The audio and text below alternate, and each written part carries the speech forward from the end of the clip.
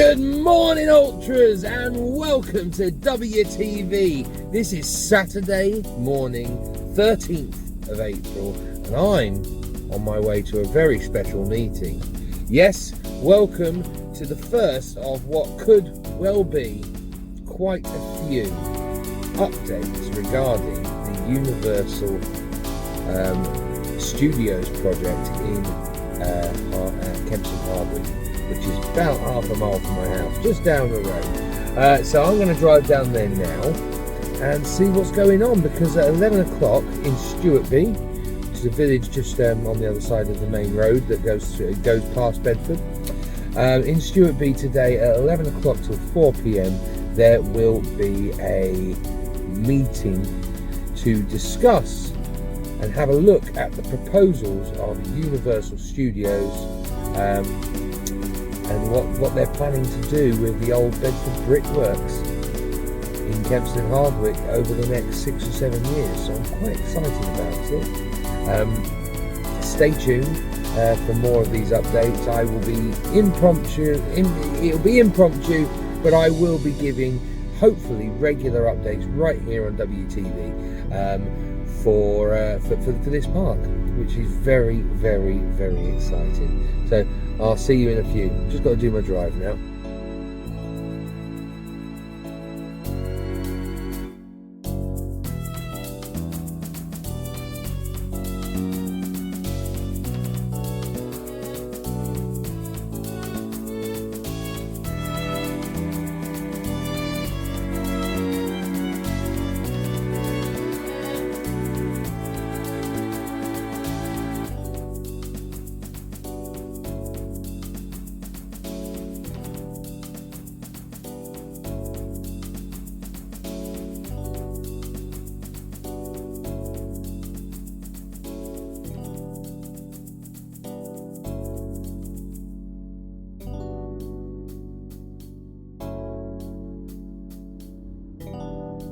Okay, so I've just arrived.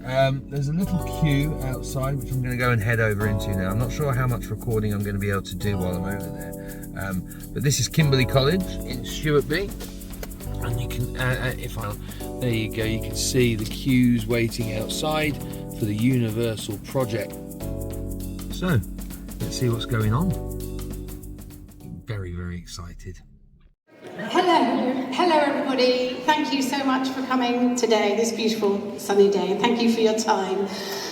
We're just going to have a short informal presentation, so please do come and move forward, and it's lovely to see so many here today. Thank you.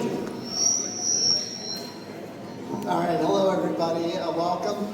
My name is Paige Thompson. I'm president of New Ventures for Universal Destinations and Experiences. And I'm John McReynolds. I'm the head of external affairs, dealing with communities and government and regulatory affairs for the company around the globe. So we're very excited to be here today. As I think everybody I've talked to knows, we're in the process of exploring the feasibility of building a major Universal resort here in the area. We have many months of work still to do before we make a decision whether we're going forward or not. But we're very excited to be here with you today and listen to all of your thoughts, and hopefully you'll learn more about this project from all the boards that you see in the room.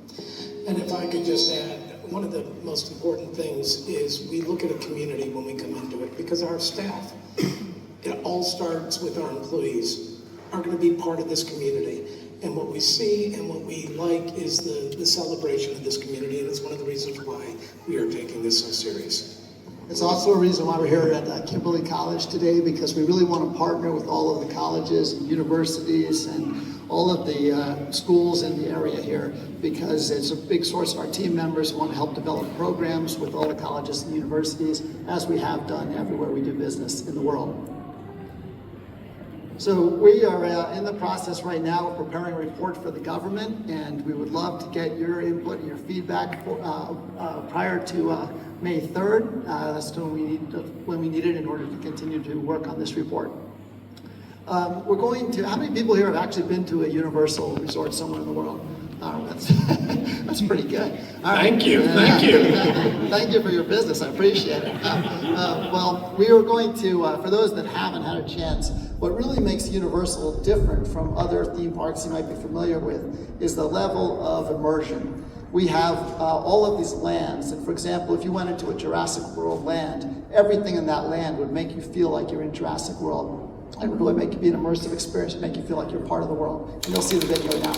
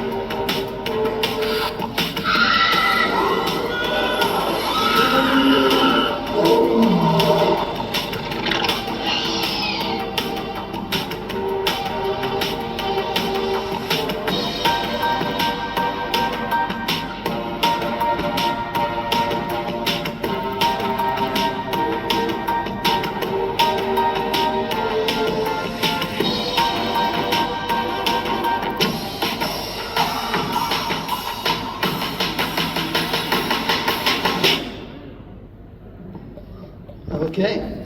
Hey. That's what we're hoping to build here. One of the questions that we get asked a lot is why the UK, why Europe? The answer is pretty obvious if you look at this chart. We have theme parks and resorts located all around the world, in Osaka and Beijing, Orlando, Hollywood, and Singapore. But we don't have anything in Europe right now. And why the UK? It's really because of the very large population, the huge number of tourists that come here, the vibrant creative community that we have, and we know, you're evidence of it yourselves, that people here love our product and they travel to the United States right now to come to our parks. I get the easy question. Yep, I think you gotta mute. I get the easy question. Why Bedford? That may surprise people, but it doesn't us in the industry. It's the connectedness of this community to this country. You are the crossroads of all the infrastructure coming through, and we hope to actually augment and facilitate that with the government to even bring it to a higher level. It's that connectivity to the airports, to rail, to the road network, and the other thing is we actually are counter your normal traffic flows on a day-to-day basis. We're actually the perfect augmentation of an industry or a business into the local infrastructure. When those trains are technically in the morning coming to Bedford empty from London, we want to fill those seats. And that's when you all are riding it out of Bedford to London to some of your jobs and so forth, vice versa at the end of the day. The reality is we are counter your normal flows, which means we use the unused capacity in it. But on top of that, we're going to help facilitate even more. So why Bedford? It's an easy question and it's an easy answer. And it's that connectedness and the uniqueness of this town. In addition to the trains, the proximity of London Luton Airport is really fantastic with the 18-19 million passengers coming through there a year and hopefully plans for growth in the future. The site itself that we've purchased 476 acres of land so far is flat land, which is beautiful for building a park on. And in addition, the land was already slated to be developed as part of the town plan.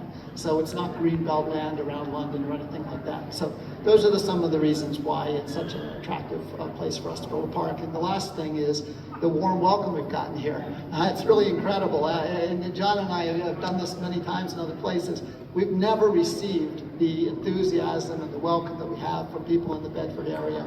And we really, really appreciate that quite a lot.